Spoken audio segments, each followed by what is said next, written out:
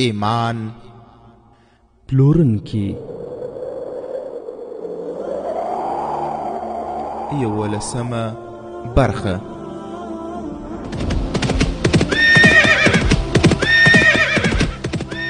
د سلطان صلاح الدین ایوبی رحمه الله د دوران رښتینی کیسې. صلاح الدین پر د غزمکارا پیدا کړه، ته یو بل صلاح الدین پر د غزمکارا پیدا کړه. الحمد لله وكفى والصلاة والسلام على رسوله المصطفى اما بعد. آیا سلطان ته دا خبر ورکول ضروری دي؟ دا کومه مهمه پیښه نه ده چې سلطان پرې اندېښمن کړی شي. علي بن سفیان رحمت الله علیه په ژور فکر کې ډوب شو. هغه کومندان چې خبر یې راوړی و علي بن سفیان ته رانږدې شو. په کراره یې وویل د یوې عیسوي نجلۍ ورکېدل خو دومره مهمه خبره نه ده، خو مهمه دا ده چې د فخر المصري په نامه یو قومندان هم له شپې راهیسې لا درکه دی. د شپې څوکیدارانو وویل هغه د نجونو د خیمې خواته ورغلی و او بیا هیڅ ونه لیدل شو. د شپې په ګزمه راوتلی و. علي بن سفیان رحمت الله علیه تر لږ څه سوچ وروسته وویل دا خبر د اوس سلطان ته نه ویل کیږي. د شپې د هغه مهال ټول چوکیداران دې راوغوښتلی شي تر څو ورڅخه پوښتنې وشي. بیا هغه د سلطان صلاح الدین ایوبي د ساتونکو ډلې قومندان ته وویل پرون چې کوم باډیګارډان د سلطان صلاح الدین ایوبي سره د سمندر غاړې ته تللي وو هغه راولي. هغوی همال ته را مخامخ شو. نو علي بن سفیان ورته وویل پرون چې تاسو چیرې سوداګر او نجونې لیدلې وې هلته ځانونه فورا ورسوئ. که هغه سوداګر تر اوسه همال ته وي هغوی ونیسئ او همال ته زما د رارسېدو انتظار وکړئ، او که تللي وي بیرته ژر راستانه شي. ساتونکي چې روان شول علي بن سفیان د نجونو خیمې ته ورغی. شپږ نجونې بهر ناستې وې، څوکیدار ولاړ و. علي بن سفیان نجونې خپلې مخې ته ودرولې او په عربي ژبه یې ترې پوښتنه وکړه اوومه نجلۍ چیرې ده؟ نجونو د یوې او بلې خولو ته وکتل او سرونه یې وښورول. علي بن سفیان وویل تاسې ټول زموږ پر ژبه پوهیږئ. نجونو هغه ته حیران کتل. علي بن سفیان رحمت الله علیه د هغوی پر څیرو او شان او شکل شکی شو. هغه د نجونو شاته ودرېد او په عربي ژبه یې وویل د دغو نجونو جامې وباسئ، لوڅې یې کړئ او 12 وحشیان غوندې سپاهیان راولئ. ټول نجونې ورخطا شوې، شاته یې مخونه واړول. 2-3 په یو وخت په عربي ژبه پیل وکړ او ویې ویل ته له نجونو سره داسې رویه نشې کولی. یوې وویل موږ ستاسې پر خلاف جنګېدلي نه یو. علي بن سفیان رحمت الله علیه په خندا شو او ویې ویل زه به له تاسې سره ډېره ښه رویه وکړم. تاسې چې څنګه په یوه دبکه عربي ویل پیل کړل اوس له کومې بلې دبکې پرته ووایي چې اوومه نجلۍ چیرې ده. ټولو د ناخبرتیا څرګندونه وکړه. علي بن سفیان وویل چې زه به له تاسې نه د دې خبرې پوښتنه خامخا کوم چې تاسې سلطان صلاح الدین ایوبي ته ویلي وو چې موږ ستاسې په ژبه نه پوهېږو. اوس خو تاسې زموږ په څېر عربي وایي، آیا زه به تاسې پرېږدم؟ هغه څوکیدار ته وویل دوی په خیمه کې کېنول. د شپې د فخر المصري د ګزمې پر وخت د څوکیدارانو یې پوښتنې وکړې. په آخر کې د نجونو د خیمې پیردار وویل فخر د شپې زه دلته ودرولم او د زخمیانو د خیمې خواته ورغی. لږه شېبه وروسته د هغه غږ واورېد او هغه وویل څوک یې؟ لاندې راشه. ما چې هغې لوري ته وکتل د شپې په تیاره کې مې هېڅ ونه لیدل. مخامخ د خاورو په غونډۍ مې د یو انسان سیوری ولید او هغه سیوری همال ته ورک شو. علي بن سفیان رحمت الله علیه په سملاسي توګه د خاورینو غونډۍ خواته ورغی چې د سمندر خواته نږدې و. د غونډۍ خاورې شګلنې وې. یو د پښو ځای ښکاره څرګندېده چې څوک پر غونډۍ ختلي دي. هلته پر ځمکه د پښو 2 ډوله نښې وې. یوه نښه خو د سړي وه چې د عسکرو بوټانې په پښو وو. دویمه نښه د کوچنۍ څپلۍ وه چې د ښځینه پښه معلومېده. ځمکه خامه او شګلنه وه. د زنانه نښه چې له کومه ځایه راغلې وه علي بن سفیان هغه تعقیب کړ. دې نښې هغې خیمې ته وروست چیرې چې موبیل رابن سره لیدلي وو. هغه د خیمې پرده پورته کړه او دننه ورغی. د هغه څېره پېژندونکو سترګو زخمي بندیان ولیدل. د ټولو مخونه یې وڅېړل. رابن ناست و. هغه علي بن سفیان ته وکتل او فورا یې پر زګرویه باندې پیل وکړ لکه ناڅاپه چې پرې درد حمله کړې. علي بن سفیان هغه له ولي ونیو او پورته یې کړ او له خیمې نه یې بهر راویست. پوښتنه یې ترې وکړه د شپې له خوا نه یوه بندي نجلۍ دې خیمې ته راغلې وه او ولې راغلې وه رابن هغه ته په داسې نظر کتل لکه حیران وي او داسې یې څرګندوله لکه د هغه په خبرو چې نه پوهېږي علي بن سفیان هغه ته په کراره وویل ته زما په ژبه پوهېږې او زه ستاسې په ژبه پوهېږم ویلی یې هم شم خو ته به زما په ژبه ځواب راکوې رابن د هغه خولې ته کتل علي بن سفیان پیردار ته وویل دا له خیمې نه بهر کړه علي بن سفیان رحمت الله علیه خیمې ته ننوت او له بندیانو یې د هغوی په ژبه پوښتنه وکړه د شپې نجلۍ په دې خیمه کې تر څه وخته پورې وه خپل ځانونه مه په تکلیفوئ ټول غلي وو خو په یوه بله دقیقه یو زخمي وویل هغه نجلۍ خیمې ته راغلې وه او له رابن سره ناسته او ملاسته وه دغه زخمي چې حال یې وایي په سمندر کې له اور اخیستې بیړۍ نه یې سمندر ته دنګلي وو د اور اوبو دواړه قهر یې لیدلی هغه دومره زخمي نه و څومره چې ویرېدلی و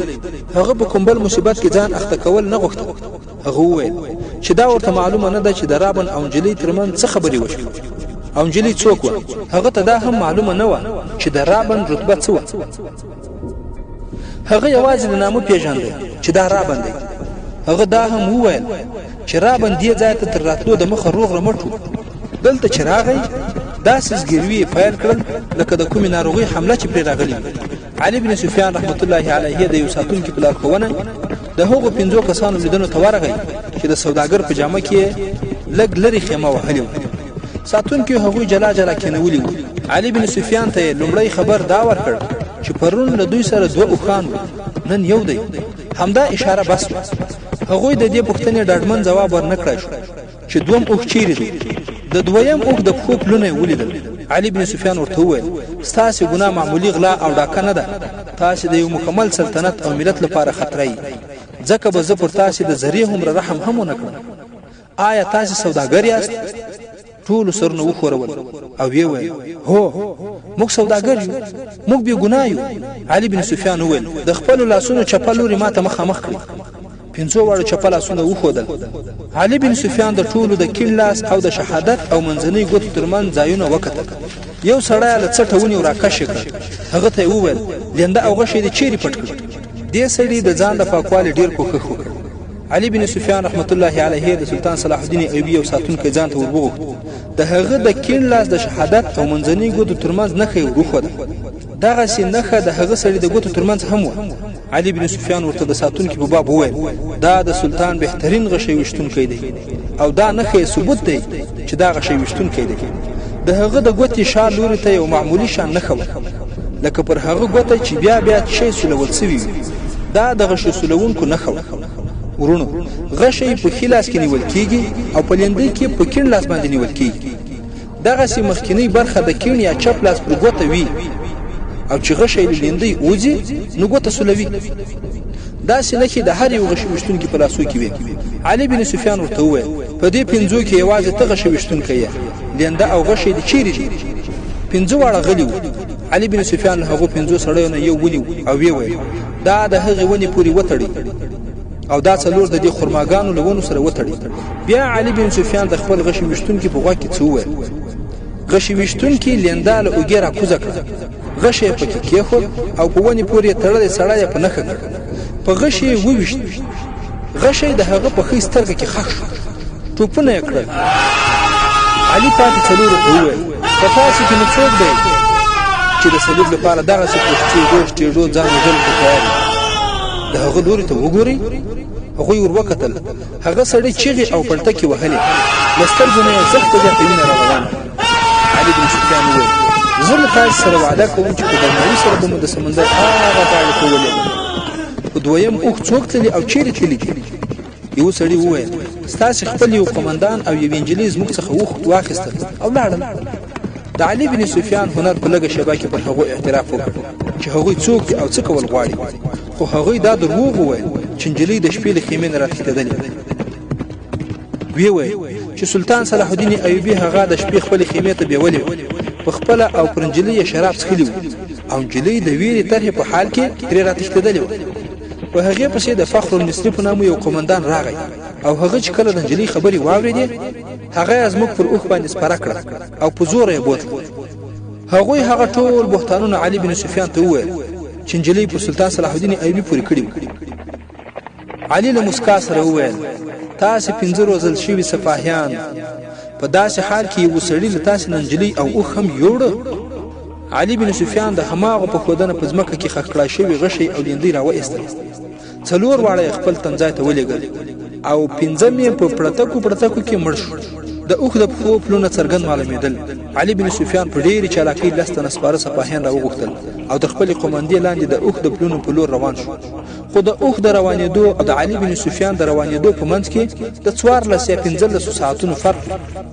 اوښ تیز او آرام کولو ته هم اړتیا نه وه. اوښ له اوبو او خوراک پرته 7 ورځې تر او تازه پاتې کېدای شي. د دې په مقابل کې اسونو ته په لاره کې د آرام کولو، اوبو او خوراک اړتیا ده. دغه توکیو تعقیب ناکام کړ. اوښ یې د 14 یا 15 غنټو فرق ته پرې نه ښود. فخر المصری د تعقیب له ویرې دمه ډېره لږ کوله. علي بن سفیان رحمت الله علیه ته په لاره کې یوازې یوه کڅوړه په لاس ورغلې وه چې په هغې کې د خوراک څښاک شیان وو. هغه یې راپورته کړ او له ځان سره یې واخیست. په هغې کڅوړه کې یو بله کڅوړه هم وه، په همغه کې هم د خوراک څښاک شیان وو. خو د علي بن سفیان رحمت الله علیه د شامي حس تیز حس درک کړ چې په دغو شیانو کې افیون ګډ شوي. په لاره کې یې 2 داسې نښې نښانې هم ولیدلې چې دا ترې څرګندېده چې دلته اوښ ولاړ دی او سپاره یې دلته ناست دي. د خرماو زړي، د میوو تخمونه او پوټو کې هم خواره واره پراته وو. خو کڅوړې هغه شکمن کړ. د هغه په ذهن کې دا ګمان را پیدا شو چې نجلۍ فخر المصری د افیونو په نشه کې له ځان سره د ساتونکي په توګه روان کړی دی. خو بیا هم هغه کڅوړه له ځان سره وساتله او تلاشي یې د هغه وخت ضایع کړ. فخر المصری او موبي که منزل مقصود ته رسېدلې هم نه وای او په لاره کې نیول شوي وای، نو هم هیڅ فرق یې نه کاوه. په سوداني لښکرو کې چې ناجي او اوروش او د هغه ملګرو کوم زهر پاشلي وو، هغو خپلې اغېزې پرې ایښې وې. د فاطمي خلافت هغه عسکري منصبداران چې په نامه جنرالان او په اصل کې حاکمان وو، سلطان صلاح الدین ایوبي یو ناکام امیر او بیکاره حاکم ثابتول غوښتل. مسلمان حاکمان په خپلو حرم سرایونو کې د هغو نجونو د ضد په غلامان شوي وو چې زیاتره یې عیسویانې او یهودیانې. د هغوی نومونه اسلامي وو. د حکومت چارې خپلسري افسرانو پر مخ بیولې. خپلې خوښې او مزې چلچې یې کولې. هغوی نه غوښتل چې د سلطان صلاح الدین ایوبي په څېر پر دین او ملت مین شخصیت دې قوم راویښ کړي او حاکمان او پادشاهان دې د حرم سرایونو له جنت نه راوباسي او له حقایقو سره دې مخ کړي. د سلطان صلاح الدین ایوبي د لومړنیو جنګونو نه چې هغه د خپل تره شیرکو تر قوماندې لاندې کړي وو، دا وګړي پوه شوي وو چې که دا سړی د واک څښتن شو نو اسلامي سلطنت به د دین او اخلاقو په چوکاټ کې راګیر کړي. د دې امله یې ټولې هغه لوبې وکړې چې سلطان صلاح الدین ایوبي یې پرې راڅملولی شو. هغوی په پټه له صلیبیانو سره مرستې وکړې. د هغوی د جاسوسانو او ورانکاریو لپاره یې شرایط برابر کړل او د سلطان صلاح الدین ایوبي په لاره کې د کاڼو او اغزیو اچولو کوښښونه یې هم وکړل. خو اصلي خبره دا ده که چیرې نورالدین زنګي نه وای نو اوس به نه په تاریخ کې د صلاح الدین ایوبي نوم و او نه به اوس د نړۍ په نقشه کې دومره زیات اسلامي هیوادونه تر سترګو کېدای. دا د هغوی برکات و. چیرې دي هغه مشران؟ خیر، راځو خپلې کیسې ته. سلطان نورالدین زنګي رحمت الله علیه په کوچنۍ اشاره هم له سلطان صلاح الدین ایوبي سره مرسته وکړه. صلیبیانو چې د مصر د سوداني پوځ په بلنه د روم له سمندرګي پر هغه هیواد حمله وکړه، سلطان نورالدین زنګي د خبر له اورېدو سره سم د عیسویانو پر کوم هیواد د وچې له لارې یرغل ورو او هغه پوځ یې فلج کړ چې د سمندر له لارې په مصر حمله کوله.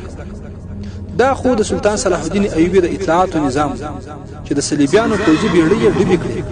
د علي بن سفیان د برېښنا په څېر چابکو استازي نورالدین زنګي ته خبر ورکړ چې د سوداني پوځ د بغاوت خطره ده. زموږ پوځ لیک او په 2 برخو ویشل شوی. د استازیو له رسېدو سره سم سلطان نورالدین زنګي یو شمېر پوځ ته د مصر په لور د حرکت کولو امر وکړ.